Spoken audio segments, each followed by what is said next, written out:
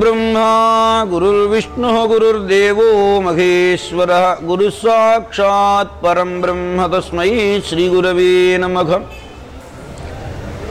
मालां कुण्डीं च डमरुं शूलं शङ्खं सुदर्शनं दधानं भक्तवरदं दत्तात्रेयं नमाम्यहम्। अचतुर्वदनो ब्रह्मा द्विबाहुरपरो हरिः अफाललोचनः शम्भुर्भगवान् बादरायणः। नमः श्रीशङ्करानन्दगुरुपादाम्बुजन्मने सविलासमहामोहग्राहग्रासैककर्मणे करलीलावताराय शङ्कराय परौजसे कैवल्यकल्पना कल्पतरवे गुरवे नमः। अज्ञानां जाह्नवीतीर्थं विद्यातीर्थं विवेकिनां सर्वेषां सुखदं तीर्थं भारतीतीर्थमाश्रये। अभ्रश्यामः पिङ्गजटाबद्धकलापः प्रांशुर्दण्डी कृष्णमृगत्वक्परिधानः सर्वान् लोकान् पावयानः कविमुख्यः पाराशर्यः पर्वस्वरूपं विवृणोतु। नारायणं नमस्कृत्य नरं चैव नरोत्तमं देवीं सरस्वतीं व्यासं ततो जयमुदीरये। अस्मत् श्री गुरुचरणारविन्दाभ्यां नमः। श्री शारदाम्बायै नमः। अनन्याश्चिन्तयन्तो मां ये जनाः पर्युपासते तेषां नित्याभियुक्तानां योगक्षेमं वहाम्यहम्। భగవద్గీతలో శ్రీకృష్ణ స్వామి తన భక్తులైనటువంటి వారికి ఇచ్చిన అభయ ప్రదానం ఇది. సరిగ్గా ఇలాంటి శ్లోకమే శ్రీమద్ రామాయణంలో సగురుదేవ ప్రపన్నాయ తవాస్మీతి చ యాచతే అభయం సర్వభూతేభ్యః దదామి ఏతద్వ్రతం మమ. ఇది కూడా శ్రీమద్ రామాయణంలో చెప్పినటువంటి మాట. శ్రీమద్ భాగవతంలో చెప్పినటువంటి మాట లావుక్యముదయు లేదు ధైర్యము విలోలంబయ్య ప్రాణంబులా ఠావులు దప్పెరు మూర్ఛవచ్చ శ్రమంబయ్యడిన్ నీవే తప్ప నితప్పరం బెరుగ మన్యం బందగుందీను నిన్ రావే ఈశ్వర కవవే వరద సంరక్షింపు భద్రాత్మక. ఈ మూడింటికి అనుబంధం ఉంది. భక్తుడైనటువంటి వాడు భగవంతుణ్ణి తనకేం కావాలనిపించినా ఈ రకమైనటువంటి శరణ్యాన్ని పొందాలి, శరణాన్ని పొందాలి. అలా పొందినటువంటి వాడి విషయంలో గజేంద్ర మోక్షంలో ఆయన ఏం చేశాడో తెలుసు మనకి. అలాగనే విభీషణుడి విషయంలో శ్రీమద్ రామాయణంలో ఏం చేశాడో తెలుసు. మహాభారతంలో అర్జునుడికి అభయం ఇచ్చాడు. నేనొచ్చి నీ రథం మీద కూర్చుంటా విజయసారథి నామమునను ధరించదన్ అన్నాడు. తన పేరే ఉనికి కోల్పోయి ఆయన పేరును పెట్టుకున్నాడు. సారథియట వేదముల సారము శౌరీ. ఉపనిషత్తులు ఏ పరమాత్మని గురించి అయితే నిరంతరము చెబుతూ ఉంటాయో అట్టి పరమాత్మ ఈనాడు విజయ సారథిగా వచ్చాడు. సారథి కదా. సారథి అంటే సారమును గ్రహించేటువంటి బుద్ధి అని అర్థం. బుద్ధి సక్రమంగా ఉంటే బాగుపడతాడు, బుద్ధి అక్రమంగా ఉంటే పాడైపోతాడు. బుద్ధి అంటే ఏమిటన్నారు? సంశయాత్మకం మనః నిశ్చయాత్మిక బుద్ధి. చేద్దామా వద్దా, చేద్దామా వద్దా, ఇలా చేద్దామా అలా చేద్దామా ఆలోచిస్తున్నంత వరకు అది మనస్సు చేసే పని. ఇది చేద్దాము అని దృఢంగా నిశ్చయం చేసుకుంటే అది బుద్ధి లక్షణం. కనుక ఇక్కడ మంచి పని అయితే సారథి అవుతుంది, లేకపోతే సారథి కాదు అసారథి అవుతుంది. అక్రమం అయితే చిన్న తేడా ఏం లేదు, అకారమే. నిన్న చెప్పుకున్నాం భగవద్గీతకు సంబంధించిన విషయాలు కొన్ని. అదే భగవద్గీతలోని శ్లోకంతో ఇవాళ ప్రారంభం చేశాం. ఈ రహస్యాన్ని గమనించిన వాడు కనుక ఖచ్చితంగా చెప్పినటువంటి మాట సంజయుడు ధృతరాష్ట్రునకు, యత్ర యోగేశ్వర కృష్ణ యత్ర పార్థో ధనుర్ధరః తత్ర శ్రీహి విజయో భూతి ధ్రువా నీతిర్మతిర్మమ. కనుక కృష్ణార్జునుడు ఉన్న చోట ఖచ్చితమైన విజయం ఉంటుంది అన్నారు. ఎందుకంటే ఆయన యోగేశ్వరుడు. యోగం అంటే చెప్పుకున్నాం కదా, యోగ కర్మసు కౌశలం, యోగ చిత్తవృత్తి నిరోధ, పతంజలి మహర్షి చెప్పినవాడు. ఏది చెప్పినా యోగక్షేమం వహామ్యహం అని శ్రీకృష్ణుడే చెబుతున్నాడు. యోగక్షేమం అంటే ఏమిటన్నారు? యోగం అంటే ఇప్పటి వరకు తనకు లేనిది సంప్రాప్తింప చేయడం యోగం, సంప్రాప్తించడం. క్షేమం అంటే ఉన్నది చెడగండగా భద్రంగా ఉండడమునకు క్షేమము అని పేరు. ఈ యోగక్షేమాలు రెండూ నేనే చూస్తాను అన్నాడుగా పరమాత్మ. మరి మనకు ఎంత విశ్వాసం ఉండాలి నిజానికి బాగా ఆలోచిస్తే. అంత ఉన్నదా లేదా? ఇది ఒకరిని ఒకరు ప్రశ్న వేయవలసిన అవసరం లే. ఎవరికి వాళ్లే గుండె మీద చెయ్యి వేసుకొని ప్రశ్న వేసుకొని దానికి సమాధానాన్ని వాళ్లే తెలుసుకోవలసిన విషయం ఇది. సర్వాత్మన విశ్వసించాడు గనుక నువ్వు ఊరికేలా కూర్చుంటే చాలయ్యా, మిగిలిన పనంతా నీవే నిర్వహిస్తావన్నాడు ఆయన.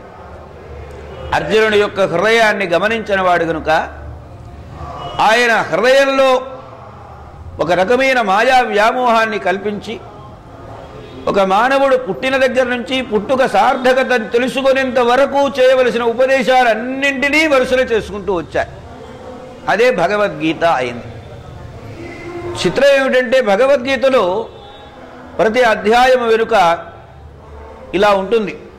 ఇది శ్రీమద్భగవద్గీతాసు ఉపనిషత్సు యోగ విద్యాయాం బ్రహ్మ విద్యాయాం యోగశాస్త్రే శ్రీకృష్ణార్జున సంవాదే విషాదయోగో నామ ప్రథమోధ్యాయ సాంఖ్యయోగో నామ ద్వితీయోధ్యాయ ఇట్లా ఉంటుంది.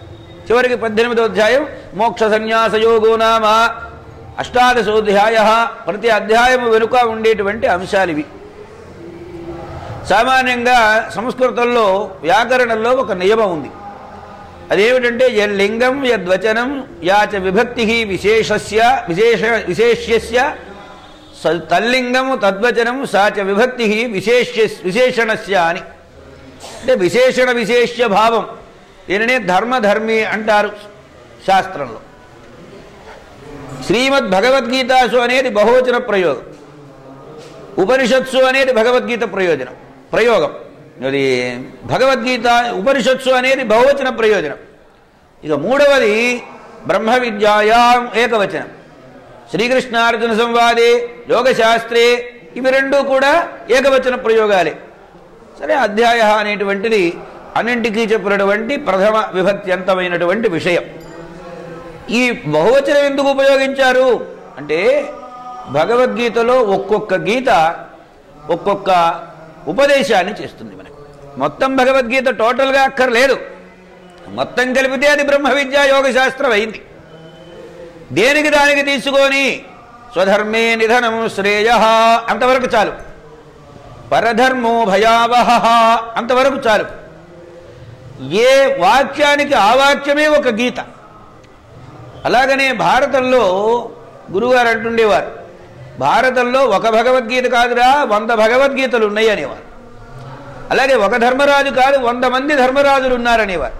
అంటే మనం జాగ్రత్తగా అన్వయం చేసుకోవడంలోనే. కనుక ఇక్కడ 700 శ్లోకాలలో ఒకే విషయం చెప్పలేదు. ఏ వాక్యానికి ఆ వాక్యం తీసుకుంటే అది ఒక మహత్తరమైన గీతగా. అలాగే భారతంలో ఇతి గాథా అని ఎన్నో చోట్ల ప్రయోగం చేశారు. అందువలన మన జీవితాన్ని పండించుకునేటువంటి మాటలు ఏవైతే ఉన్నాయో అది ఒక్క మాటైనా భగవద్గీతే. అటువంటి భగవద్గీతలో అనేకములైన విషయములను చర్చించి అర్జున హృదయాన్ని సందిగ్ధాన రహితం చేసి యుద్ధానికి ఉన్ముఖుడిని చేశారు. యుద్ధోన్ముఖుడైనాడు అర్జునుడు అనగానే ధృతరాష్ట్రుడి గుండె గొబగొబలాడింది. రాయన ఎలాగరా అంటే ఏముందిరా, ఎత్ర యోగేశ్వర కృష్ణ ఎత్ర పార్థ ధనుర్ధర తత్ర శ్రీ విజయ భూతి ధ్రువానీతిర్మతిమ్మ. ఇక్కడ యోగేశ్వరుడు ఆయనైతే నరోత్తముడు ఈయన. అంటే నరోత్తముడు అయినటువంటి ఉపదేశాలు ఏవైతే ఉన్నాయో వాటన్నింటినీ భగవద్గీతలో చక్కగా చర్చ చేశారు అని అర్థం. నరోత్తముడై బుద్ధిని సక్రమం చేసుకొని భగవంతుడు సారథిగా ఉన్నాడు కాబట్టి ఆయన మాటలకు విలువ ఇచ్చి యుద్ధమే చేయాలి అని నిర్ణయం చేసుకున్నాడు. యుద్ధ నిర్ణయం అయిన తరువాత యుద్ధం కొనసాగింది. భీష్ముడు 10 రోజులు సేనానాయకత్వం వహించాడు. ద్రోణుడు 5 రోజులు సేనానాయకత్వం వహించాడు. కర్ణుడు 2 రోజులు సేనానాయకత్వం వహించాడు.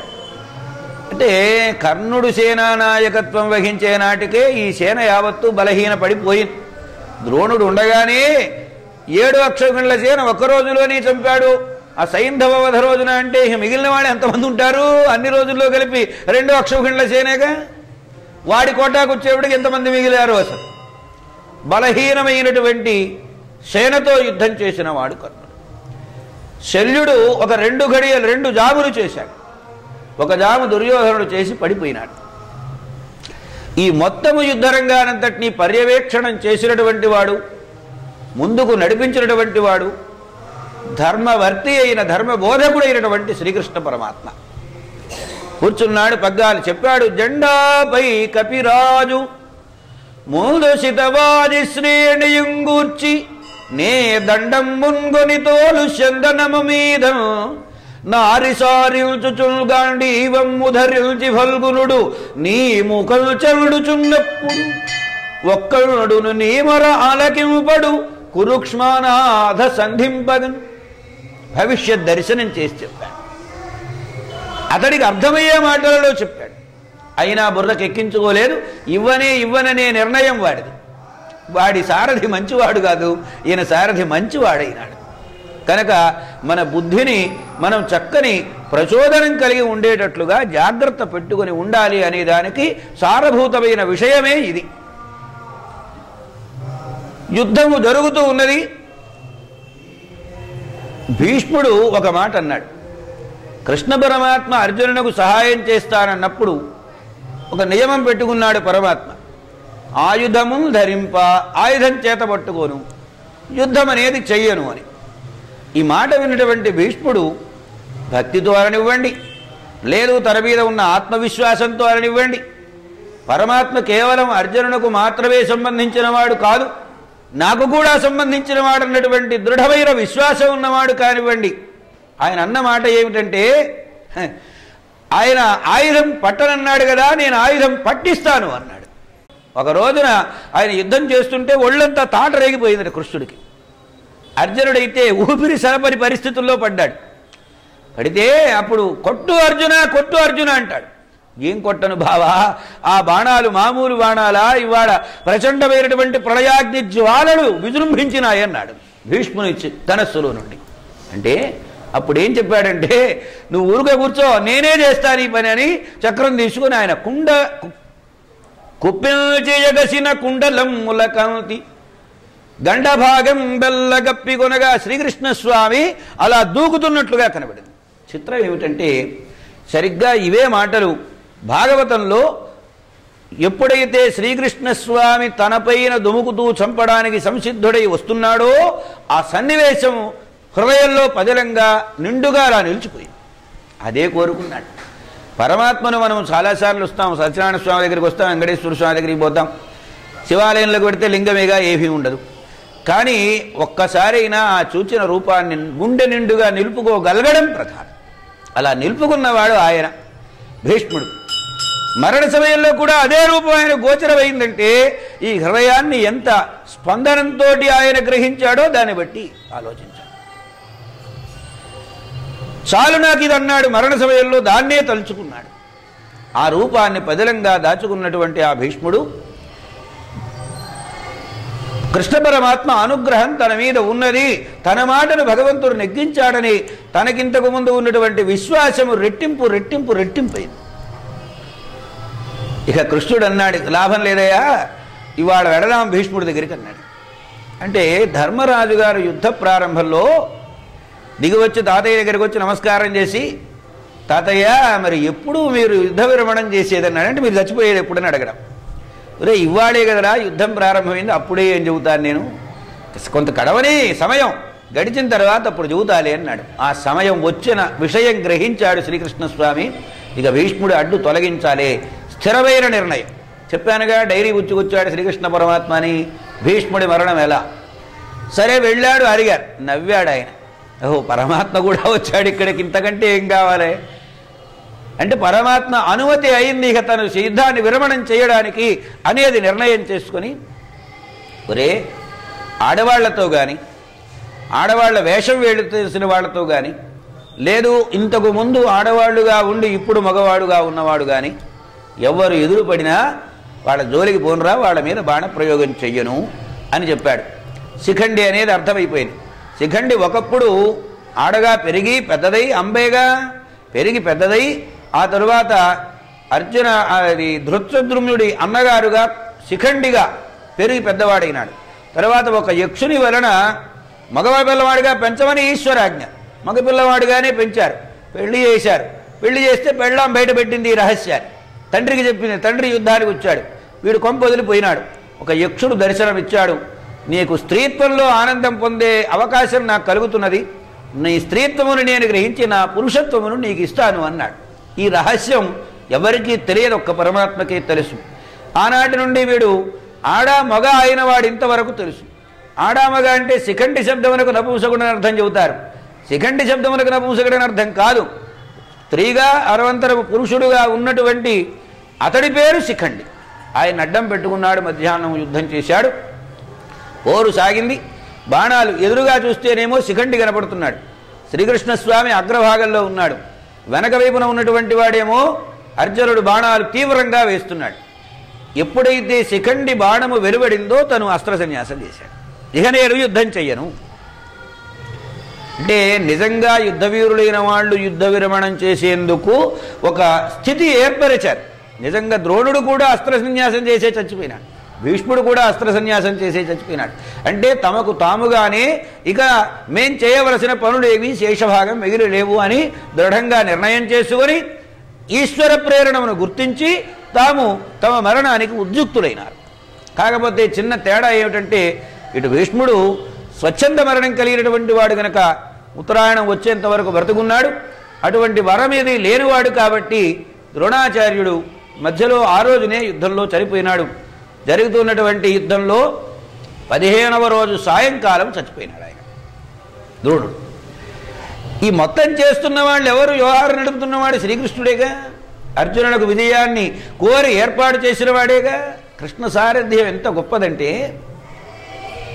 సైంధవ వధ రోజున ఆయన 3 రకాల వ్యూహాలు పన్నాడు సైంధవుణ్ణి కాపాడడం కోసం. అంటే లౌకికము అలౌకికము అని 2 ఉన్నాయి. లౌకికం అంటే నీ బుద్ధి ప్రసరించినంత వరకు లౌకిక ప్రయత్నాలు ఎన్నైతే ఉంటాయో వాటిని అధిగమించిన శక్తి భగవంతుడిదే అని గ్రహింప చేయడమే ఉద్దేశం. యుద్ధ వ్యూహాలలో ఇంత అద్భుతమైన వ్యూహరచనం చేసినటువంటి వాడు మరొక్కడెవ్వడూ లేడు. ముందు చక్రవ్యూహం, మధ్యలో సూచీ వ్యూహం, చివర పద్మవ్యూహం. ఇది భేదనం చేయాలి, ఇది భేదనం చేయాలి, అది భేదనం చేయాలి. ఎవరు ఎక్కడ ఉంటే ఏ పాటి యుద్ధం చేస్తారో అనేది ద్రోణాచార్యునికి బాగా అమెరికన్ లాంటి వాళ్లను ఏరి పెట్టారు కీలక స్థానాలలో. అగ్రభాగంలో తానున్నాడు. అక్కడి నుంచి మునువు బట్టి వరసలు చంపుకుంటూ వస్తున్నారు. సూచీ వ్యూహము అయిపోయేసరికి మధ్యాహ్నం దాటి సాయంకాలం పొద్దు వాటాలుతున్నది. ఇక అప్పుడు అన్నాడు కృష్ణస్వామి, అబ్బాయి కొంచెం జాగ్రత్తరా, గుర్రాలు బాగా అలసిపోయినాయి, ఈ అలసట కొంచెం తీర్చాలే, వీటికి మేత పెట్టాలే, నీళ్లు పట్టాలే, నీవేదైనా చెయ్యమన్నాడు. ఏం చేస్తాడు? అప్పటికప్పుడు ఒక కోనేరు ఏర్పాటు చేసి ఆ కోనేరు పక్కనే పచ్చిక బయళ్లను ఏర్పాటు చేశాడు అర్జునుడు. అంటే కృష్ణుడు తలుచుకుంటే జరగనిదేమీ లేదు. అర్జునుడిని ఎలా నడుపుతాడో చూపించాడు ఇక్కడ. సరే వెళ్ళాడు. 1 కాదు 2 కాదు 100 గుర్రాలు. ఈ 100 గుర్రాలను రథం నుండి విముక్తం చేశాడు. నీళ్లు కడుపు నిండా పట్టాడు. ఆ తరువాత మళ్ళీ రథానికి పచ్చిక బయళ్లలో పచ్చిక మేయింపజేశాడు. రథానికి తీసుకుని వచ్చి కట్టాడు. దీనికి ముందు రోజు రాత్రి ఒక అద్భుతం జరిగింది. వెనక చెప్పుకున్న విషయమే మళ్ళీ చెబుతున్నాను, గుర్తు చేసుకో. సైంధవుణ్ణి రేపు గనక సాయంత్రం సూర్యాస్తమయం లోపల సంహారం చేయకపోతే నేను ఈ గాంధీవంతో సహా అగ్నిప్రవేశం చేస్తానన్నాడు. అనేటప్పటికీ అన్నాడు, ప్రతిజ్ఞ చేశాడు, వెళ్ళాడు, పడుకొని హాయిగా నిద్రపోతున్నాడు. అర్ధరాత్రిపూట కృష్ణుడు పరిగెత్తుకొని వచ్చాడు. ఏమయ్యా నిద్రపోతున్నావేమిటన్నాడు. ఏం చెయ్యాలి ఇప్పుడు అన్నాడు. రేపు రోజున అంత ప్రతిజ్ఞ చేశావు, అగ్నిప్రవేశం చేస్తారన్నావు, నిద్రపోవడం ఏమిటయ్యా? బావా, నన్ను గురించి ఆలోచించేవాడివి నువ్వు ఉన్నావు కదా, ఇంకా నా గురించి నేను ఆలోచించవలసిన పనే ఉంది అంటే అహం అనేటువంటి 2 అక్షరాలను పరిపూర్ణంగా విస్మరించిన స్థితి. భౌతిక ప్రయత్నాలు ఏవి అక్కర్లేదు. పరమాత్మ సర్వదా తనకు అండదండగా వెన్నుపూసగా నిలుస్తాడన్నటువంటి పరిపూర్ణమైన దృఢ విశ్వాసం. దానితో శ్రీకృష్ణస్వామి అలా అన్నాడు. కొంచెం కళ్ళు మత్తుగా అలా కూలిపోయినాయి. నిద్రొస్తున్నట్టు అయింది అర్జునుడు. నిద్రొస్తుంటే అక్కడి నుంచి కల వచ్చినట్లుగా వచ్చింది ఒక భ్రమ. తీసుకుని వెళ్ళాడు కైలాస పర్వతం మీదకి. అయ్యా పరమేశ్వరుడు అన్నాడు, ఏమయ్యా ఇలా వచ్చారు బావమరుదులు ఇద్దరు అన్నాడు. అంటే ఏం చేయమంటావు, నువ్వు పాశుపతాన్ని ఎవరైతే ఇచ్చావు అది ఎంతవరకు పనిచేస్తుంది అనేది నీ అనుగ్రహం ఉండి రేపు ప్రయోగం చేయవలసిన పరిస్థితి ఉన్నది, ఎలాగైనా నీవు అనుగ్రహించవలసింది అంటే సరే అలాగేను పనిచేస్తున్నది వచ్చుపోయి తీసుకోపోమన్నాడు. అప్పుడు పాశుపతాస్త్రాన్ని గ్రహించాడు. ఇది ద్రోణ పర్వంలోని ఒక అద్భుతమైన సన్నివేశం. కృష్ణ పరమాత్మ యొక్క సహాయక స్థితులు ఎలా ఉంటాయి అనేది అర్జునుడి విషయంలో చూపించాడు. మర్నాడు యుద్ధం జరిగింది, వ్యూహభేదనం జరిగింది. చివరికి సూర్యాస్తమయం అయిపోతున్నది. బాబా సూర్యాస్తమయం అవుతున్నది అన్నాడు. అంటే నీకేం భయం లేదు, కొంచెం అలా పొద్దు ఉన్నది. వెంటనే శ్రీకృష్ణస్వామి ఒక మర్మ ప్రయోగం చేశాడు. మర్మ ప్రయోగం ఏమిటి ఇక్కడ అన్నారు. ఆ సుదర్శన చక్రాన్ని అలా సూర్యుడికి అడ్డం పెట్టాడు. సూర్యకాంతిని మించిన కాంతి కలిగినది సుదర్శన చక్రం. కోటి సూర్య ప్రభాభాసం. ఏమైంది, ఇది చీకటిగా ఆవరించడం వలన సూర్యుడు వెలుగులన్నీ వెలతలపోయింది, చీకట్లు కమ్మివేసినాయి. వెంటనే పద్మవ్యూహంలో ఆ మధ్య భాగంలో బిందు స్థానంలో ఉన్నటువంటి వాడు ఉన్నాడే, సూర్యుడు అస్తమించాడంటూ ఒక్కసారి అలా పైకి లేచాడు. కృష్ణుడు అన్నాడు, కొట్టే అన్నాడు. కొట్టే అంటే బావా సూర్యుడు అస్తమించాడు, ఇప్పుడు కొడితే మాత్రం ఏం లాభం అన్నాడు. ఆ విషయాలన్నీ నేను చూసుకుంటాను, ముందు కొట్టేసేయండి అంటే అప్పుడు ప్రయోగం చేశాడు అస్త్రం పాశుపదం. దానితో తలకాయ తెగిపోయింది. బావా తలకాయ కింద పడకుండగా పైనే ఆట ఆడమన్నాడు, బంతి ఆట. అక్కడి నుంచి బాణం వెంట బాణం ఆ తలకాయ కింద పడకుండగా, ఏమండి 2 బాణాలు వేస్తే తలకాయ పళ్ళను పగిలిపోకుండగా అతి తీవ్రమైనటువంటి తీక్ష్ణములైన బాణములను ప్రయోగం చేసిన కింద పడకుండగా మాత్రం ఆపుతూ అలా పైనే ఆట ఆడించింది. అర్జునుని యొక్క అస్త్ర విన్యాసం. ఒక మనిషిని చంపడం పెద్ద లెక్కే ఉందండి. మనం కూడా కత్తి చేతికిస్తే పొడి చేస్తాం పొట్టలో, వాడు చచ్చూరుకుంటాడు. చంపడం లెక్క కాదు ఇక్కడ. చంపిన తర్వాత కూడా ఆయుధ ప్రయోగ వైశిష్ట్య ప్రదర్శనం చేసిన అర్జునుడి గొప్పదనం ఇక్కడ చూపించాడు భగవంతుడు.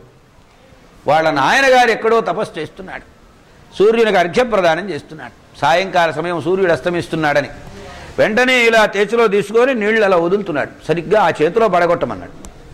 కొన్ని యోజనాల దూరంలో ఉన్నది వాడి దోసిలి. ఆ దోసిలి ఎక్కడ కనబడుతుంది, కృష్ణ పరమాత్మ చూపిస్తేనేగా కనబడుతుంది, లేదా కనబడుతుందా? ఈ బాణాన్ని ఖచ్చితంగా ఇన్ని బాణములలో ఇంత దూరంలో ఉన్నటువంటి వాడి దోసిట్లో పడుతుంది, కొట్టుకోమన్నాడు. బాణం వెంట బాణం కొడితే ఈ బాణముల వేగానికి సరిగ్గా వాడి దోసిట్లో పడింది. వాడికి ఒక వరం. ఎవరైతే జయద్రథుడు అనేటువంటి వాడు, వీడే సైంధవుడు, జయద్రథుడు తలకాయ నేలబడేట్టు చేస్తాడో వాడు చచ్చిపోతాడని శాపం. తలకాయ పక్కన పగిలిపోతుందని. వీడు తలకాయ పగిలింది, వాడి చేతిలోంచి పగిలింది కానీ వాడి తలకాయ పగిలింది. ఇద్దరు పోయినారు, తండ్రి కొడుకు ఏక సమయంలో. కృష్ణ పరమాత్మ అర్జునుని యందు చూపినటువంటి అపారమైనటువంటి అనుగ్రహం. తరువాత ఇంకా చాలా సన్నివేశాలు ఉన్నాయి. ఆ సన్నివేశాలలో కృష్ణుడు అనేకమైనటువంటి కృత్యములన్నింటినో చేశారు. మళ్ళీ యుద్ధంలో విజయమంతా సంప్రాప్తమైన తర్వాత హస్తినాపుర సామ్రాజ్యానికి బయలుదేరి వెళుతూ ఉన్నారు. హస్తినాపుర సామ్రాజ్యం వరకు వెళ్ళారు. సరిగ్గా గోడ దాటాలి రథం. దిగవయ్యా ముందు రథం దూకేసేయి అన్నాడు. ఏమిటి ఇక్కడ దాకా తీసుకొచ్చి ఇక్కడ దూకమంటాడేమిటి? మామూలుగా అయితే అయ్యా ఎక్కండి రథం అనాలే, నువ్వు ఆగలా అంటే వాడు కిందకి డోర్ తీస్తే కిందకి దిగాలి, అంతేగా. డ్రైవర్ చెప్పినట్లుగా ఉండాలి. కానీ ఇవాడేదో నన్ను దూకేయమంటున్నాడు ఏమిటో అనుకున్నాడు కాసేపు అర్జునుడు. అయినా ఆయన ఏం చేశాడు, దూకేసేయి ముందన్నాడు. దూకాడు. శ్రీకృష్ణస్వామి అలా దూకితే మొత్తము 100 గుర్రాలతో కూడినటువంటి ఈ రథం మొత్తం భక్కున మండి మాడి మసైపోయింది. క్షణకాలంలో తగలబడిపోయింది. దేవుడి బావా అన్నాడు. ఎవరితో యుద్ధం చేశారనుకున్నావు? భీష్ముడా, ద్రోణుడా, కర్ణుడా, సామాన్యులైన వాళ్ళ యుద్ధం చేసింది? అపరిమితములైనటువంటి శక్తివంతములైనటువంటి అస్త్రములను ప్రయోగం చేశారు వాళ్ళు. అవి నీ దాకా రాకుండా నేను కాలితో అలా తొక్కి పట్టుంచాను. రథాన్ని ఆవేశించి ఉన్నాయి ఇప్పటి వరకు. ఇప్పుడు నేను రథం దిగ్గానే ఈ రథం కాస్త తగలబడిపోయిందన్నాడు. దిగ్భ్రాంతుడైనాడు. నీవే తప్ప నితఃపరం బెరుగా మన్నింబందగుదీను నిన్ను రావే ఈశ్వర కవవే వరద సంరక్షింపు భద్రాత్మక. ఎక్కడో ఉన్నవాడిని ఆయన పిలిస్తే వచ్చాడు. ఇక్కడే ఉండి ఒక రక్షణ కవచంలాగా విజయ కవచాన్ని ధరింపజేసినటువంటి ఇంద్రలోకానికి వెళితే ఈ సశరీరంగా ఇంద్రుడు కిరీటాన్ని ధరింపజేశాడు. అందుకని కిరీటి అని పేరు వచ్చింది. ఆయన నేను ఇంద్రుడు ధరింపజేసిన కిరీటం పెట్టుకుంటున్నా, ఇంద్రుడు ధరింపజేసిన కిరీటం పెట్టుకుంటే ఇది ఒకటి ఉన్నది లోపల అర్జునుడు. అంటే భగవద్ విశ్వాసానికి లోపమేం లేదు, కానీ ఆ ఉన్నటువంటి కించిన్ మాత్ర అహంకారం తీసేయాలి. నారాయణాస్త్ర ప్రయోగం చేయగానే సరిగ్గా అర్జునుడు గుండె గురి చూశాడు. గురి చూచిన వాడు సామాన్యుడు కాదు, ద్రోణాచార్యుడు. ఈ అస్త్రం ఇలా చీల్చుకొని వెళ్ళిపోతుంది. ఆ క్షణంలో అర్జునుడు అయిపోతాడు. రథాన్ని ఇలా తొక్కేటప్పటికీ రథము బాగా కుంగిపోయింది. కుంగిపోయినటువంటి ఆ రథంలో పైన ఉన్నటువంటి ఆ అర్జునుడు కిరీటాన్ని దూరంగా తీసుకుని వెళ్ళిపడేసింది. కిరీట భంగమైంది అర్జునుడు. అంటే ఏమిటనమాట? ఒక మాటలో చెప్పాలంటే శిరోభంగమే కిరీటభంగం. ఏ అహంకారమునకు కారణం హేతుభూతమైందో ఆ కిరీటాన్ని తీసేశాడు. ఒక ప్రముఖమైనటువంటి పెద్ద వైద్యుడు శ్రీకృష్ణస్వామి. రోగాలు రకరకాలు ఉంటాయిగా. ఆ రోగాలలో నీ మానసికమైన సకల రోగాలకు వైద్యం చేసే మహావైద్య శిఖామణి శ్రీకృష్ణస్వామి. తన భక్తుడైనటువంటి వాడు ఆరోగ్యవంతుడుగా ఉండాలని కోరుకుంటాడు, కానీ అనారోగ్యం పాలైతే భరిస్తాడా? అన్నిటికంటే పెద్ద అనారోగ్యం అహంకారం. దానికి మించిందే ఉంది. ఈ అహంకారానికి హేతుభూతమైంది కిరీటం. కిరీటం కాస్త వేయడపటికి అహంకారం కాస్త దూరంగా పారిపోయింది. అందువలన భక్తుడైనటువంటి వాని హృదయంలో ఏమాత్రపు చిన్న చిన్న లేశపు కోరికలున్నప్పటికీ, అహంకారములున్నప్పటికీ వాటన్నింటినీ కూడా తొలగించేటువంటి మహావైద్యం చేసినటువంటి వాడు. భిషజాం భవరోగిణి. రోగగ్రస్తులకు భవమును సంసారమనివడేటువంటి యాత్రలో కొనసాగిపోతున్నటువంటి ఈ మనుష్యునకు ఆ సంసారమయమైనటువంటి రోగాన్ని, దానికి మూలమైన అహంకారాన్ని తొలగించేటువంటి వాడు. అందుకని భిషగ్వరుడు శ్రీకృష్ణస్వామి. సామ్రాజ్యం అంతా అయింది. ఇక చివరికి ఇంకా కొంచెం ఉంటుంది కదా. గాంధీవన్ నా చేతిలో ఉన్నది, అది పోలేదుగా. గాంధీవన్ నా చేతిలో ఉంది. శ్రీకృష్ణస్వామి తన శరీరాన్ని చాలిస్తూ చాలిస్తూ చేసిన అర్జునులకు చేసిన మహత్తరమైన ఉపకారం ఏమిటంటే, ఇవాళ ఇదే అహంకారంతో నా దగ్గర గాంధీవం ఉంది కదా అని తిరగబడితే దేశమంతా దుర్యోధనుడి కంటే నష్టపోయేది. దుర్యోధనుడి వల్ల కంటే నష్టపోయేది. జరాసంధుడి వల్ల కష్టే ఎక్కువ నష్టపోయేది. నష్టాలు కష్టాలు ప్రపంచానికి కలగజేయడమా పరమాత్మ ఉద్దేశం? శరీరాన్ని చాలిస్తూ శ్రీకృష్ణస్వామి ఒక మాట అన్నారు. ఈ గోపికలందరినీ తీసుకుని వెళ్ళి జాగ్రత్తగా భద్రతా స్థలంలో నీవు ఏర్పాటు చేయవలసిందని తీసుకొస్తున్నాడు. నావలో సముద్ర గర్భం నుంచి ద్వారకా నగరం అంతా మునిగిపోయింది. అలా వస్తున్నటువంటి సందర్భంలో సముద్రపు దొంగలు వచ్చారు. మామూలు సాదా సీదా దొంగలు. సముద్రం మీద ప్రయాణం చేసేవాళ్ళని లూటీ చేసేవాడు. వాళ్ళు వస్తే గాంధీవం ఎత్తాడు చంపేద్దామని. గాంధీవం ఎత్తేటప్పటికీ గాంధీవం పైకి లేవలేదు.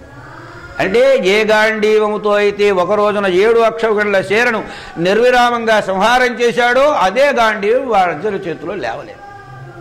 మనకేదో ఆశ్చర్యంగా అనిపిస్తుంది. భగవంతుడు మనకు కొన్ని శక్తులు ఇస్తాడు. ఇచ్చిన శక్తులను ఎంత జాగ్రత్తగా వాడుకోవాలో అంత జాగ్రత్తగా వాడుకుంటే వాటి భద్రత ఆయన చూస్తాడు. దుర్వినియోగం అవుతుంది, దాని అవసరం లేదన్నప్పుడు వాటిని తీసేస్తాడు. ఇది చేసే పని. అలాగే గాంధీవం ఎత్తలేకపోతే చివరికి నాకు గాంధీవం కూడా పైకి లేవని స్థితి ఏర్పడింది అని మనస్సులో ఎప్పుడైతే భావం ఏర్పడిందో ఇక ఈ శరీరంతో నాకు అవసరం లేదని నిర్ణయానికి వచ్చాడు. అనిత్యాని శరీరాణి. వేదాంతం బాగా పనిచేస్తుంది ఇక్కడ. శరీరంతో చేయవలసిన పనులు చేయలేని స్థితి ఏర్పడినప్పుడు ఎందుకు ఈ శరీరం పనికి మారింది? అక్కర్లేదు అనుకోని వచ్చాడు. అన్నగారికి విషయం చెప్పాడు. స్వర్గారోహణం చేశారు అందరూ.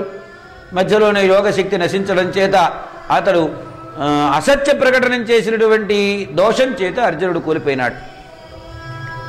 తానే వెళ్ళిపోవడానికి సిద్ధమైనప్పుడు తన వాళ్ళు ఇక్కడున్నారా అక్కడున్నారా ఎక్కడున్నారన్న విషయం కృష్ణ పరమాత్మకి ఎందుకు అసలు? ఇది శ్రీకృష్ణస్వామిలో మనకు కనబడేటువంటి అద్భుతమైనటువంటి విన్యాసం. ఇందువలన మనకు కృష్ణుడిని గురించి చెప్పుకోవడానికి ఏమిటయ్యా మిగిలిన ఈ విషయాలంటే, నమ్మిన వారికి చెరుపు రాకుండా చూస్తాడు. అతనికి చెరుపు ఏదైనా కనబడిందంటే అది జీవితావసరమైనదిగా గ్రహిస్తాడు. ఈ 2 విషయాలు.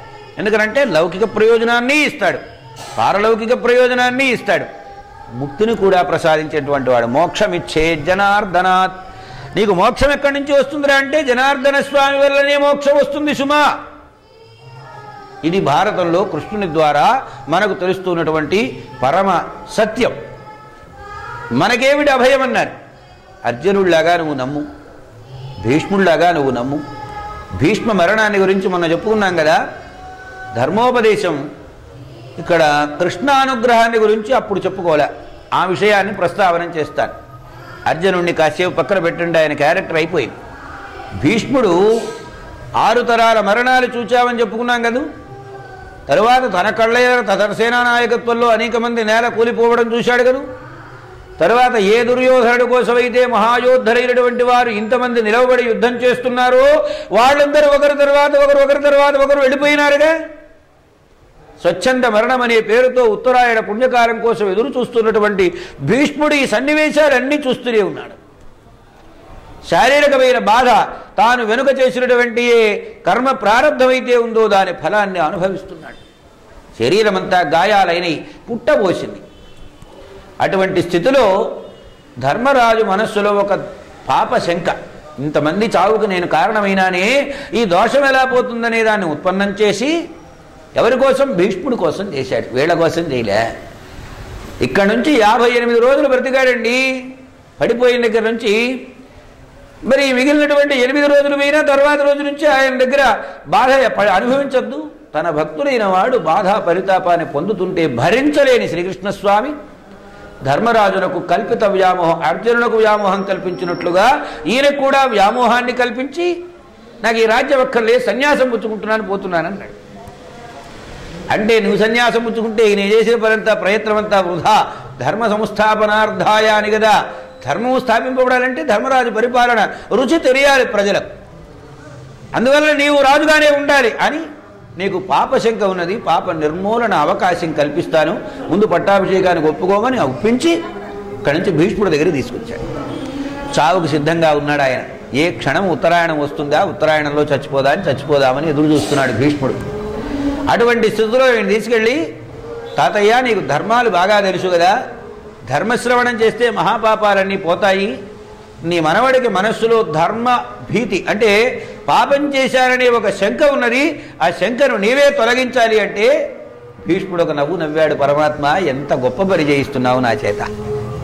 బంగారం మీద బంగారాన్ని గీటురాయి మీద అలా గీస్తేనే ఈ బంగారం ఎంత నిఖార్సైంది తెలుస్తుంది. తను ఎన్నో ధర్మాలు తెలుసుకున్నాడు, ఎన్నో ధర్మాలు ఎన్నో సందర్భాలలో ఎందరికో చెప్పాడు. అయినా వాళ్ళ సాక్షాత్తు పరమాత్మను ఎదురుగా చూస్తూ చెబుతున్నాడు. మనస్సు ధర్మం చెప్పడంలో లగ్నమై ఉన్నది, కన్నులేమో ఎదురుగా ఉన్న కృష్ణ దర్శనం చేస్తూ ఉన్నాయి. ఎక్కడా తడబాటు లేకుండా తాను నేర్చిన ధర్మములు యథార్థములేనని పరమాత్మ అంగీకరించడం కోసమే వచ్చాడన్న దృఢమైన విశ్వాసం మనస్సుకు ఏర్పడింది. కృష్ణమయ చిత్తంతో చెప్పాడు ఈ ధర్మాలన్నీ. ఇందులో మనుధర్మస్మృతి, యాజ్ఞవల్క్య ధర్మస్మృతి, అలాగే గౌతమ ధర్మస్మృతి, 14 ధర్మస్మృతుల యొక్క సారభూతమైన విషయాలను శాంతి ఆనుశాసనిక పర్వాల్లో బోధ చేశాడు. ఎందుకు చేశారయ్యా అంటే మన ఏవ మనుష్యాణం కారణం బంధమోక్షయో. మనస్సు ఎప్పుడైతే శరీరం మీద ఉంటుందో, నా ఇక్కడ గాయమైంది ఇక్కడ గాయమైంది అనే భావన ఎప్పుడైతే తడుతుందో ఈ బాధ మీదనే ఉంటుంది, బాధ మరీ పెరుగుతుంది. చందోలు గురుగారు ఒక మాట చెప్పారు, సందర్భం కాబట్టి మనవి చేస్తా. ఆయనకి ఇక్కడ దవడ మీద ఒక కురుపు లేచింది, లోపలి భాగం పన్ను తగులుతున్నది. వేదాంత పంచదశి ప్రవచనం చేస్తున్నారు. దాదాపు 25-30 మంది ఆడవాళ్ళు మగవాళ్ళు కూర్చుని ఉన్నారు. కూర్చునుంటే మీరు మాట పెగిరించుకొని చెబుతున్నారు. పెగిరించుకొని చెబుతుంటే ఎందుకండి అంత శ్రమ పడతారు, పోనీ 2-3 రోజులు అయ్యి ఆ కురుపు తగ్గిపోయిన తర్వాత చెబుదురు కానీ ఇప్పుడు ఎందుకు విశ్రాంతి తీసుకోండి అన్నారు. అంటే వారు అన్నారు, నేను ఈ మాత్రం సుఖపడటం మీకు ఇష్టం లేదా? మీరు బాధపడుతున్నారని ప్రవచనాత్మన్నాము, నేను సుఖపడటం ఇష్టం లేదా అంటున్నారు, ఇందులో సుఖమేమిటి అన్నారు. అంటే వారు ఒక మాట చెప్పారు, పోని పురాణ ప్రవచనం చెప్పకుండా విశ్రాంతి తీసుకుంటా. ఈ నొప్పి ఏమైనా తగ్గుతుందా? మీరు వచ్చి తగ్గిస్తారా? వీరు కాదు కదా. ఎప్పుడైతే ఈ ప్రవచనం చేస్తున్నానో మనస్సు ప్రవచనం మీద లగ్నమై ఉంటుంది. అప్పుడు ఈ గాయము సంగతి కొంత మరుపు వస్తుంది. మరుపు మహాబాధ నివారకం, అంతకంటే ఏం లేదు. ఇంత గొప్ప వైద్యం చేసేవాడు కానీ చెప్పేవాడు కానీ ఎవడైనా ఉన్నాడా ప్రపంచంలో? మన వాళ్ళు చాలా చాలా డబ్బు ఖర్చు పెట్టి ఎంతో విజ్ఞానాన్ని అభివృద్ధి చేసుకుంటున్నారు. ఇంత బుర్రంతా అక్కర్లేని చెత్త చెదారు. అసలు కావలసిన విషయం మాత్రం ఉండదు.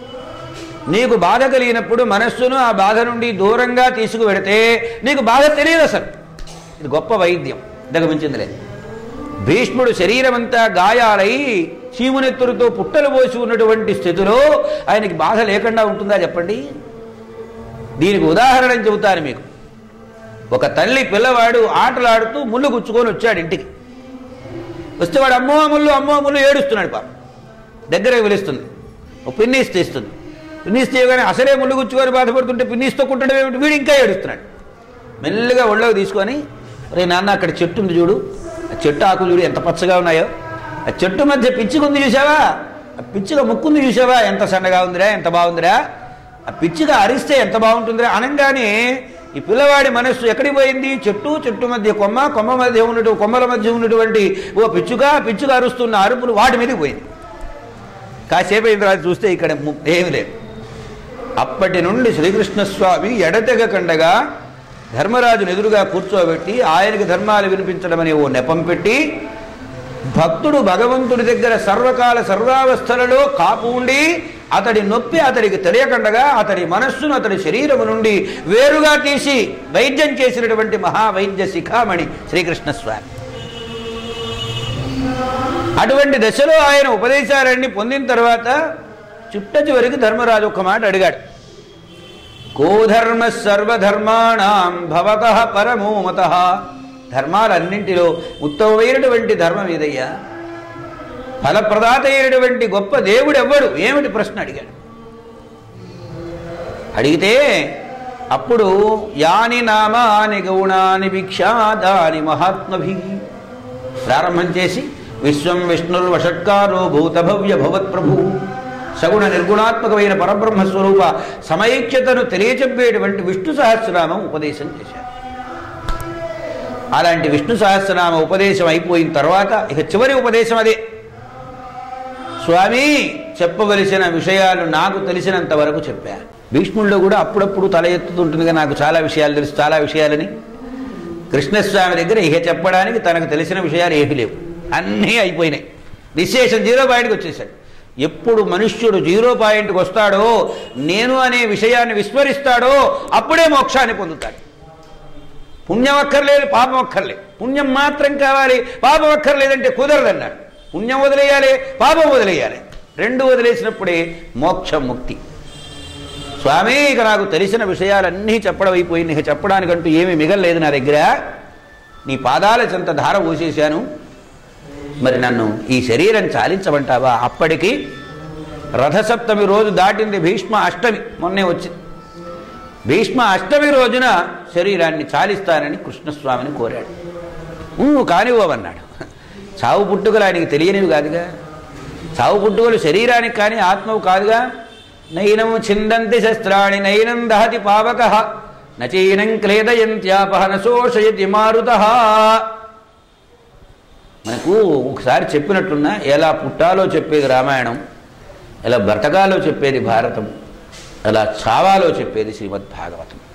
కనుక శ్రీమద్భాగవతంలో ఏమిటి తత్వం అంటే, పరీక్షణ్ మహారాజు చచ్చిపోతారని మొదలుపెట్టాడు భాగవతం వినడం. చచ్చిపోయేటప్పుడు చచ్చిపోతావని నీకేమైనా బాధగా ఉందా అని అడిగాడు చెప్పినటువంటి సుఖయోగిని. అబ్బాయి ఏం లేదు సార్, వెరీ హ్యాపీ అన్నాడు. నేను చచ్చిపోవడానికి సిద్ధంగా ఉన్నానన్నాడు. అంటే చావు భయం లేకుండా చేయడమే ఈ ఉపదేశముల యొక్క సారభూతమైన విషయం. చచ్చిపోతారనే భయం లేదు, చచ్చిపోదామనే నిర్ణయానికి వచ్చాడు.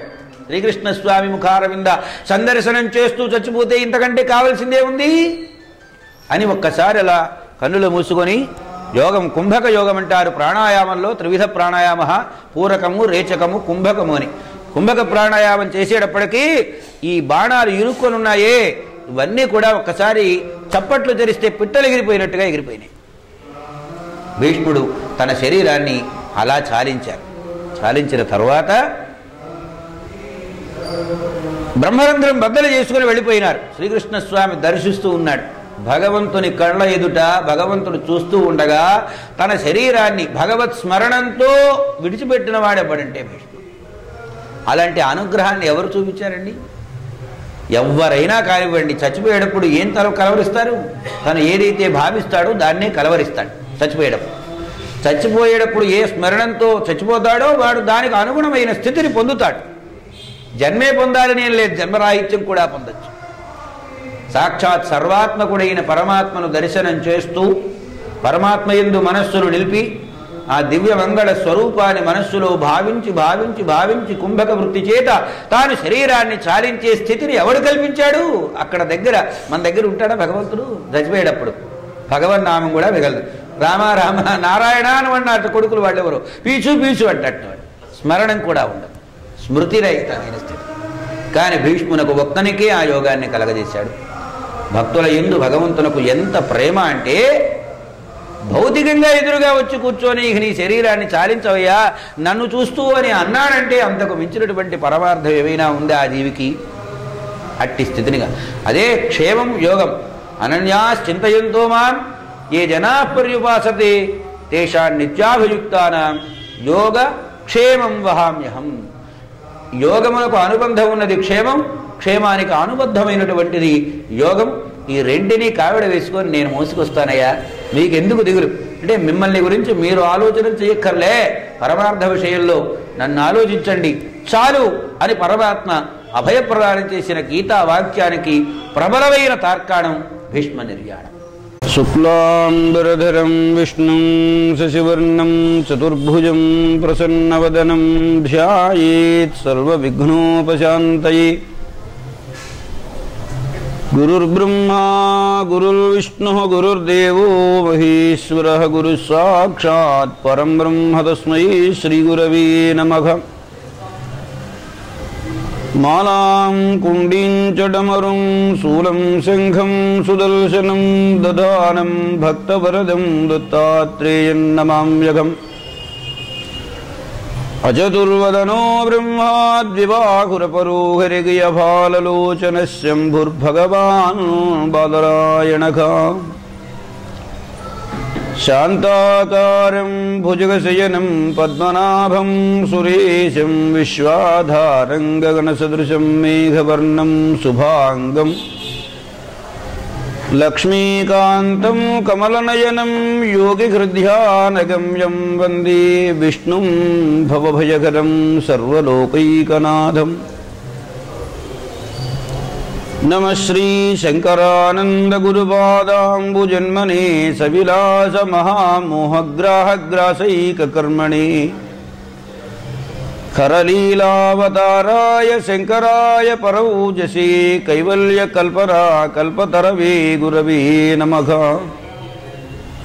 అజ్ఞానాం జాహ్నవీ తీర్థం విద్యాతీర్థం వివేకినాం సర్వేషాం సుఖదం తీర్థం భారతీ తీర్థమాశ్రయే. అభ్రశ్యామః పింగజటాబద్ధకలాపః ప్రాంశుర్దండీ కృష్ణమృగత్వక్పరిధానః. సర్వాన్ లోకాన్ పావయానః కవిముక్షః పరాశర్యః పర్వసురూపం వివృణోతు. నారాయణం నమస్కృత్య నరం చైవ నరోత్తమం దేవీం సరస్వతీం వ్యాసం తతో జయముదీరయే. అస్మత్శ్రీ గురుచరణారవిందాభ్యాం నమః. శ్రీ శారదాంబాయై నమః.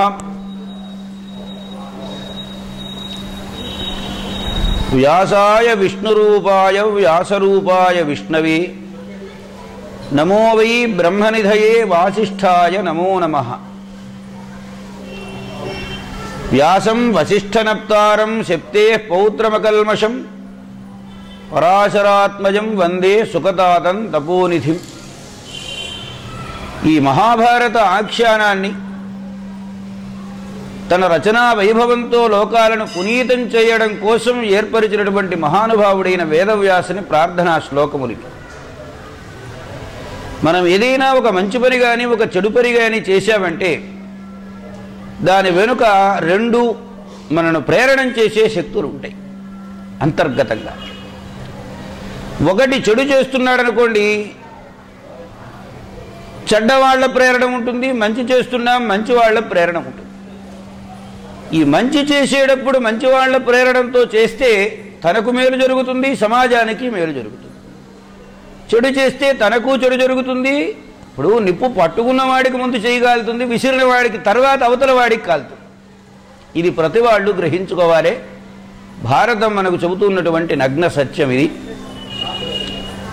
భారతం చాలా విస్తృతమైన గ్రంథం, సపాద లక్ష గ్రంథం అన్నారు. 1,25,000 శ్లోకాలతో ఇమిడి ఉన్నటువంటి గ్రంథం. ఆది పంచకం, శాంతి సప్తకం, యుద్ధ షట్కం అని 5, 6, 7 సంఖ్యతో 3 భాగాలుగా చెప్పారు. ఆది పర్వము, సభాపర్వము, అరణ్య పర్వము, విరాట పర్వము, ఉద్యోగ పర్వము. దీనికి ఆది పంచకం అని పేరు, ఆరంభం. రెండవది యుద్ధ షట్కం, భీష్మ, ద్రోణ, కర్ణ, శల్య, సౌప్తిక, స్త్రీ పర్వ అంతమైనటువంటిది. దీనికి యుద్ధ షట్కము అని పేరు. మూడవది శాంతి సప్తకం, శాంతి, ఆనుశాసనిక, అశ్వమాధ, ఆశ్రమవాస, మౌసల, మహాప్రస్థాన, స్వర్గారోహణ పర్వములు 7 మొత్తం. 5, 6, 7 మొత్తం కలిస్తే 18 అయిందన్నారు. 18 సంఖ్యకు ఏమిటి విశేషం? ఈ రోజున మన ప్రసంగంలో మనం చెప్పుకునేటువంటి విషయాలు వ్యాస కుటుంబ విషయాలు. వ్యాస కుటుంబం అంటే శంతను మహారాజు, సత్యవతి ఆ తరం తీసేస్తే, భీష్ముణ్ణి కాస్త పక్కన పెడితే మిగిలిన వాళ్ళందరి కథ వ్యాసుని కుటుంబంలోని కథేగా. బాదరాయణ సంబంధం అని ఒక సంబంధం చెబుతారు. లోకల్లో అంటుంటారు, ఎందుకురా లేనిపోంది నీకు ఈ బాదరాయణ సంబంధం అని. బాదరాయణుడు అంటే బదర వనంలో జన్మించినవాడు కాబట్టి బాదరాయణుడు అని ఆయనకు పేరు. మరి ఆ బాదరాయణ సంబంధానికి ఈ బాదరాయణ సంబంధానికి ఏమిటని, తనది కాని కుటుంబం కోసం, తనకు అక్కరలేని దానికోసం అయ్యో అయ్యో అని తపనపడినటువంటి వ్యాస హృదయం ఏదైతే ఉన్నదో అటువంటి వ్యాసునకు సంబంధించిన కుటుంబంలోని విషయాలే ఆది పర్వం దగ్గర నుంచి స్వర్గారోహణ పర్వం వరకు విస్తరించి చెప్పబడి ఉన్నాయి. ఆది పర్వంలో ఎవరెవరు ఏ ఏ అంశాలతో జన్మించారు, అసలు జన్మించడానికి గల కారణాలేమిటి, జన్మించినటువంటి వారు భగవద్భక్తి వైశిష్ట్యం కలిగి ఎవరున్నారు అంటే నడవవలసిన దారిలో నడుస్తున్నారు, ఎవరు నడవకూడని దారిలో నడిచారు అనేటువంటి దారిని బీజప్రాయంగా చెప్పుకుంటూ వచ్చారు కథాంశంలో. దానికి కొంచెం పరాకాష్ఠాస్థితి సభాపర్వం, దుర్మార్గుల యొక్క దౌష్ట్యము, భగవంతుని యొక్క పరిపూర్ణ అనుగ్రహము సభాపర్వం. అరణ్య పర్వంలో భగవంతుడి అనుగ్రహం ఎలా ఉన్నా తమ జీవిస్తున్నారు కాబట్టి, శరీరం అంటూ ఒకటి ఉంది కాబట్టి, ఈ శరీరం ద్వారా తాను కష్టాలు, నష్టాలు, సుఖాలు, భోగాలు ఏవైతే ప్రారంధాలున్నాయో వాటన్నింటినీ అనుభవించవలసిందే. ఆ అనుభవించే అనుభవయోగ్యత రహస్యాలను అన్నింటినీ అరణ్య పర్వంలో చెప్పారు. ఇదే అరణ్య పర్వంలో మానవ జీవితానికి అత్యంత ఉపయోగకరములైనటువంటివి నహుష చరిత్ర అంటే నహుష ప్రశ్నలు అంటారు వాటి. నహుష చరిత్ర ఉద్యోగ పర్వంలో చెప్పారు. నహుషోపాఖ్యానంలోని ఉత్తర భాగం ఆయన ప్రశ్న వేయడం, ధర్మరాజు గారు సమాధానం చెప్పడం. రెండవది అష్టావక్ర గీత ఇత్యాదికములన్నీ కూడా అరణ్య పర్వంలోనే గర్భితములై ఉన్నాయి. శ్రీరామ జననాది అవతార సంబంధమైన విషయాలన్నీ ఇక్కడే చెప్పబడి ఉన్నాయి. అనేక మంది ఋషుల కథలు, అనేకమైన ఆశ్రమముల వృత్తాంతములు ఇవన్నీ చెప్పుకుంటూ వచ్చారు. ధర్మరాజును తీసుకొచ్చి ఇక్కడ పడేశారు, దుర్యోధనుని తీసుకెళ్లి రాజ్య మధ్యంలో పడేశారు. భగవద్ అనుగ్రహాన్ని మనం భావిస్తే నీవు ఏది నేర్చుకోవాలో ఆ నేర్చుకోవలసిన చోట నీవు ఉండడం కష్టమైనా అది చాలా ఇష్టమైన వ్యవహారం. కానీ రాజ్యమే కావాలని కోరుకున్న దుర్యోధనుడి విషయం అరణ్య పర్వంలో బాగా ఆలోచన చేస్తే పరాభవించడానికి వెళ్ళి పరాభవం పొందిన సన్నివేశాలతో కూడినటువంటిది ఘోషయాత్రాదులు, అవి చూపించారు. తరువాత విరాట పర్వంలో కష్టాలు తమకు వచ్చినా ఆ కష్టాలను అధిగమించేటువంటి ధర్మ మార్గ అనుసరణం అనేది ఎంత ఆవశ్యకము అనేదాన్ని విరాట పర్వంలో చూపించారు. ధర్మరాజు గారికి విరాట మహారాజుకి ఓ చిన్న భేదాభిప్రాయం ఏర్పడింది. ఉత్తరుడే జయించాడు అంటాడు విరాటరాజు. కాదు కాదు, బృహన్నల సహాయంతో వెళ్ళాడు కాబట్టి జయాన్ని పొందాడు అంటాడు ధర్మరాజు గారు. ఏది కంకభట్ట వేషంలో ఉన్నటువంటి వాడు. ఆయనకు ధర్మరాజుని తెలియదు, ఆయన ధర్మరాజుని తెలియదు. వెళ్ళినవాడు బృహన్నలు అనుకుంటున్నాడు కానీ అర్జునుడనే అభిప్రాయము విరాటరాజుకు తెలియదు. ఈ తెలియనితనం వలన, తెలివి లేమితనం వలన విరాట మహారాజు నా కొడుకు వెళ్ళాడు, జయించగలడా లేదా అనేది హృదయానికి తెలుసు. కానీ ఎందుకో నా కొడుకు జయించాడనేటప్పటికీ ఒక రకమైన ఉద్వేగం. అబ్బా మా అబ్బాయి జయించాడు, మా అబ్బాయి జయించాడు, మా అబ్బాయే జయించాడని చెప్పాడు. ఎదురుగా ఉన్న ధర్మరాజు గారు యథార్థవాది కనుక, అబ్బెబ్బే కారణం అది కాదండి, బృహన్నల రథసారథిగా వెళ్ళాడు కాబట్టే విజయాన్ని పొందాడు అని చెప్పాడు ఈయన నిర్ణయంగా, నిశ్చయంగా. అనేటప్పటికీ ఈయన గారి కోపం వచ్చింది. చేతిలో పాచికలు ఆడుతున్నారు, విశ్వని కొట్టాడు, ముక్కుకు తగిలేదు. ధార్మికులకు జరిగినటువంటి బాధ లోకానికి ఎలా బాధాకరమవుతుందో ఈ సన్నివేశంలో విస్తరించి చెప్పారు. వెంటనే ఆయన ముక్కు ఇలా మూసుకున్నాడు, ఆ నెత్తురు బయట పడకండగా. పక్కనే సైరంధ్రి వేషంలో ఉన్నటువంటి ద్రౌపది వచ్చింది, ముక్కు కడుగుతున్నది, ఈ నెత్తురు బొట్టు నేల మీద పడకండగా. ఏమిటి నువ్వు ముక్కు కడుగుతున్నావన్నాడు. ఈ మహానుభావుని ముక్కు వెంట కారినటువంటి నెత్తురి బొట్టు గనుక భూమి మీద పడినట్లయితే ఈ దేశానికి అరిష్టం, కాటకం, కరువు వస్తుంది అని చెప్పారు. ఇంత ఇదిలో ఉన్నప్పటికీ ధర్మరాజు గారు ఏమన్నాడంటే, అర్జునుడిని ఆ వచ్చేటువంటి బృహన్నల్ని మాత్రం వెంటనే ఇక్కడికి తీసుకురాకండి అన్నాడు. ఎందుకంటే ఇక్కడ చేస్తాడు మహాయుద్ధం. ధర్మరాజు గారికి ఇంత పరాభవం జరిగిందా? ఇంతకుముందు జరిగిన పరాభవాలు ఇండైరెక్ట్, ఇప్పుడు డైరెక్ట్గా జరిగిందే. ఆయన్ని పాచికతో కొట్టాడు కదా, ముక్కు పగిలిపోయింది కదా, ఇంత ప్రమాదాన్ని కలగజేశారని ఇక్కడ కథనం చేస్తాడు. అందుకని బృహన్నలను మాత్రం ఇక్కడికి రానివ్వబోకండి అన్నాడు. ఇది విరాట పర్వంలోని ధర్మాత్ముని యొక్క ధార్మిక నిరతికి ఎంతటి పరిపుష్టమైన బలం ఉంటుంది అని చెప్పి తేల్చేటువంటి ఒక సన్నివేశం.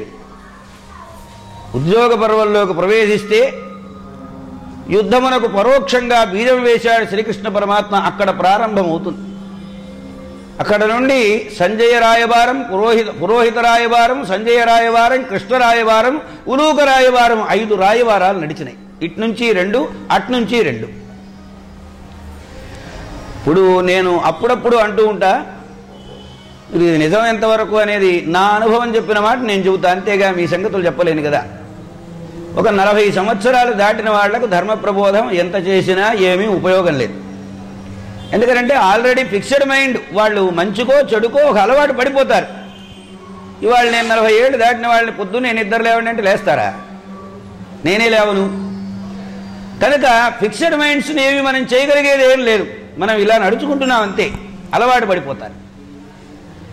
అదే 7 ఏళ్ళు 8 ఏళ్ల వయస్సులో ఉన్న వాళ్ళకి ఏవైనా 4 మంచి మాటలు చెప్పామనుకోండి. అందుకనే గ్రహణధారణ పటుర్బాలః, ఏదైనా చెప్పిన విషయాన్ని గ్రహించడానికి, గ్రహించిన విషయాన్ని గుర్తుపెట్టుకోవడానికి తగిన వయస్సు ఏది అంటే బాల వయస్సు అన్నారు.